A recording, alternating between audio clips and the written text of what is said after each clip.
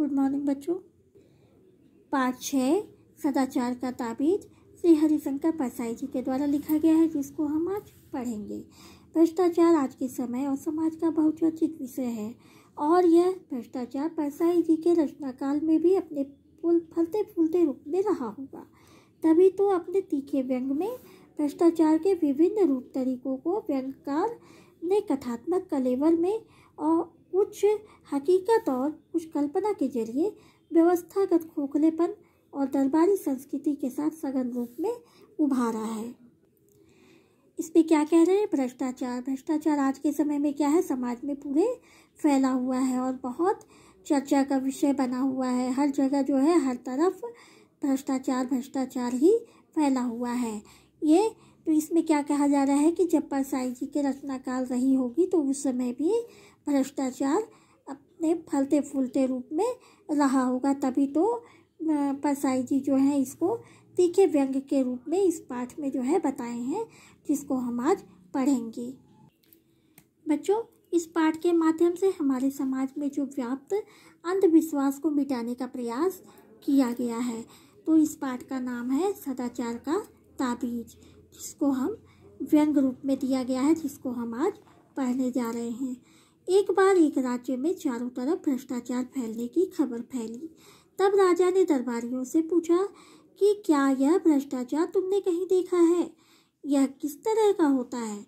तब दरबारियों ने राजा से कहा, जब यह आपको नहीं दिखता है तो हमें कैसे दिख सकता है? एक दरबारी ने कहा, भ्रष्टाचार अत्यंत बारीक होता है जिसे हम नहीं देख सकते, क्योंकि हमारी आंखें तो आपकी विराटता देखने की आदी हो गई हैं। राजा ने आदेश दिया कि राज्य में घूमकर देखा जाए, अगर कहीं मिल जाए तो हमें भी एक नमूना दिखाया जाए। हम भी देखना चाहते हैं कि भ्रष्टाचार कैसा होता है। दरबारियों ने सलाह दी कि विशेषज्ञों को भ्रष्टाचार ढूंढने की जिम्मेदारी दी जाए। राजा ने 5 विशेषज्ञों को बुलाकर भ्रष्टाचार के नमूने एवं पकड़ कर लाने को कहा। तब विशेषज्ञों की खोजबीन शुरू हो गई और 2 महीने बाद वे अपनी जांच पूरी करके राजा से मिले। विशेषज्ञों ने राजा से कहा कि भ्रष्टाचार को हाथ में नहीं पकड़ा जा सकता और न ही देखा जा सकता है, उसे सिर्फ अनुभव किया जा सकता है। वह स्थूल नहीं, सूक्ष्म है। विशेषज्ञों ने उदाहरण दिया कि जिस प्रकार झूठे बिल बनाकर बिचौलियों पैसा घूस के रूप में खाते हैं, जो कि पूरे राज्य में फैला हुआ है। राजा को चिंतित देखकर विशेषज्ञों ने यह सलाह दी तथा व्यवस्था परिवर्तन करते हुए घूस लेने के कारणों को बंद करने की सिफारिश भी की। इस तरह से विशेषज्ञ अपनी योजना बनाकर चले गए। योजना के अध्ययन के बाद राजा का स्वास्थ्य बिगड़ने लगा और वे काफी चिंतित हो गए। दरबारियों ने कहा, इस योजना से व्यवस्था में बहुत अधिक परिवर्तन करने पड़ेंगे, अतः यह योजना व्यर्थ है, बेकार है। इस योजना को तो जला देना चाहिए। राजा की इच्छा थी कि कोई ऐसी तरकीब बताए जिसे बिना उलटफेर किए भ्रष्टाचार को मिटाया जा सके। दरबारियों ने क्या किया कि एक साधु से राजा को मिलवाया। साधु ने राजा को दावे किए और साथ ही यह भी कहा कि ये ताबीज पहनने से भ्रष्टाचार मिट सकता है।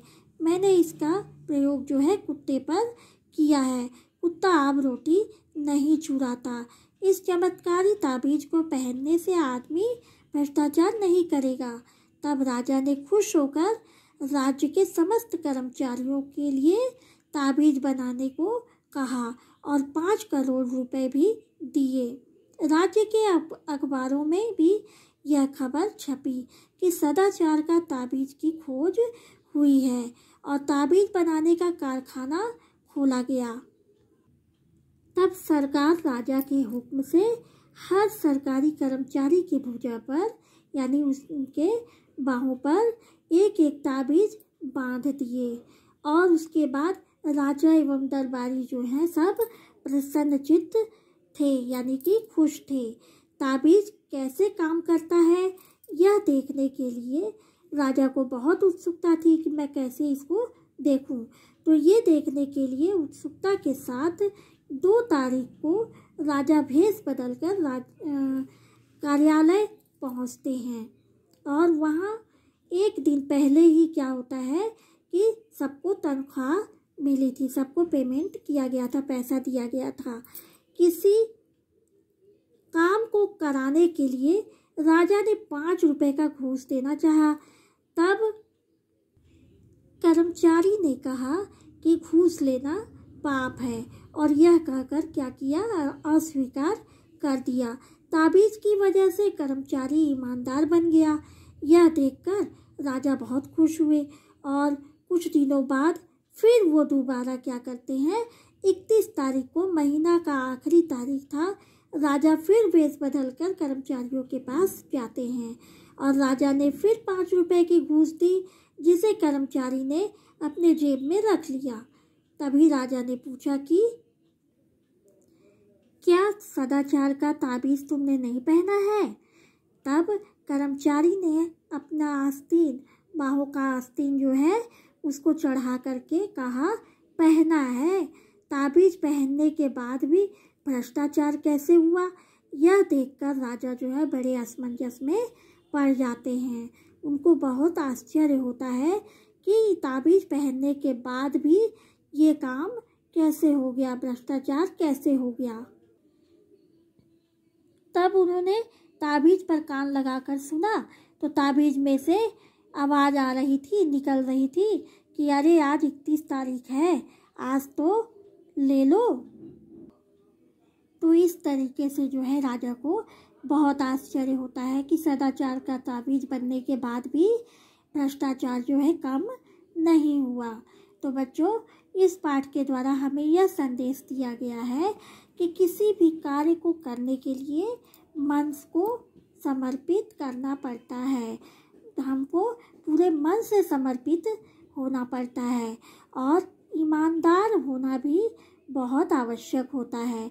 यदि भ्रष्टाचार को खत्म करना है तो हमें किसी ताबीज की नहीं, बल्कि बिना घूस के ईमानदारी से कार्य करने की आवश्यकता है। ईमानदारी से जब हम कार्य को करेंगे तो हमें घूस लेने की आवश्यकता नहीं पड़ेगी। क्या करना है घूस लेकर के हमको, है ना? तो हम घूस लेकर के काम नहीं करेंगे।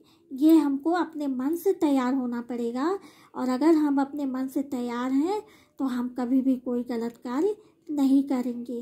भ्रष्टाचार भी एक प्रकार का क्या है, गलत काम है। तो इस तरीके से भ्रष्टाचार नहीं करना चाहिए, किसी भी व्यक्ति को परेशान नहीं करना चाहिए। अगर हम किसी से मान लो पैसा ले रहे हैं और पैसा लेकर के कार्य कर रहे हैं, तो अगला व्यक्ति से जिससे हम ले रहे हैं तो उस व्यक्ति को भी तो परेशानी हो रही है ना। तो इसलिए ऐसा कार्य नहीं करना चाहिए। हमेशा हमको ईमानदार होना चाहिए, हमेशा हमको मन से समर्पित होकर काम करना चाहिए, जिससे कि भ्रष्टाचार ना फैले, कोई गलत कार्य ना हो सके। तो बच्चों, यहाँ पर आपका ये पाठ समाप्त होता है।